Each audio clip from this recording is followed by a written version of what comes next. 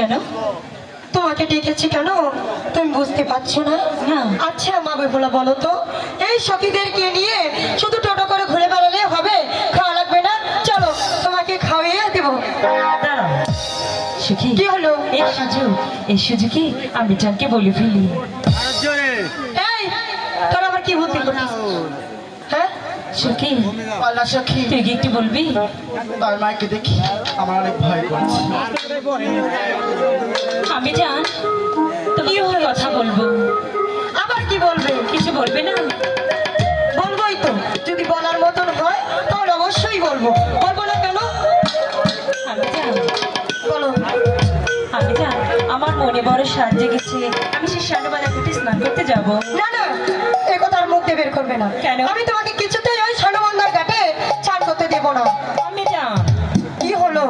বলেছি না যেতে দেবো না, কারণ তুমি অনেক ছোট, তুমি এখন পর্যন্ত সাঁতার জানো না, আর ওই সানুবন্ধার ঘাটে অনেক স্রোত, এই জন্য তোমাকে কিছুতেই যেতে দিতে পারবো না। দেবে না যেতে? না। আমি তোমার সঙ্গে কথাও বলবো না এবং কি খাবও না। দেখো মা বেহুলা, মায়ের সাথে রাগ করতে নেই, চলো না তোমাকে ছান করিয়ে দিয়ে খাবো। না, বিদায় দাও না। বলছি তো দেবো না, দেবো না, দেবো না। না নেবে না? না। বিদায়